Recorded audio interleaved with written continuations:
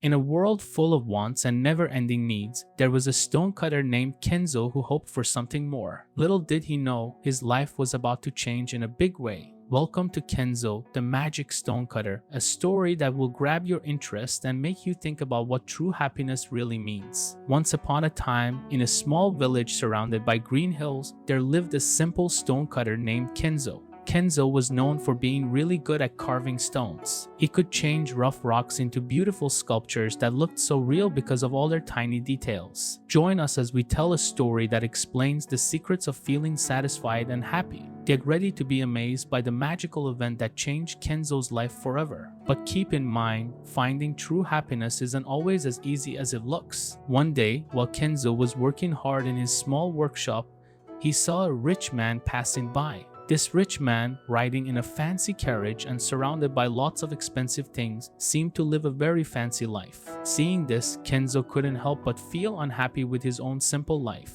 "Oh, how I wish I could be as rich and powerful," Kenzo sighed sadly. As Kenzo said these words, a bright light suddenly startled him. To his surprise, a magical figure appeared in front of him, an old spirit, the helper of the stonecutters. "I have heard your wish, Kenzo," the spirit said. "I will make you the most important person in the world. You will have all the money and power you want." Surprised by this unexpected chance, Kenzo's heart jumped with joy. In no time, he found himself changed into a powerful king, now dressed in royal clothes, with people ready to do what he said, and a huge palace to live in. At first, Kenzo enjoyed his new power and money. People bowed down to him, and he could make armies move with just a simple command. However, as time went by, he began to understand that his wants had no end.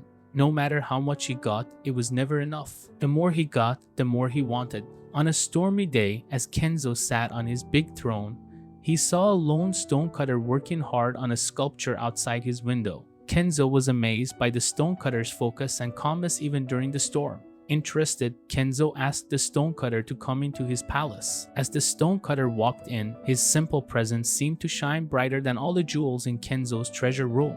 Kenzo asked the stonecutter, "How can you be so calm and happy while I, even with all my power and money, feel unhappy and restless?" The stonecutter, smiling warmly, answered, "I find joy in shaping stones. Each hit of my chisel makes me feel like I'm part of creating something. I am happy because I have found a reason and happiness from within." Hearing this, Kenzo understood that real happiness couldn't be found in having things or being powerful, but in the simple joy of doing what you love and feeling happy in every moment.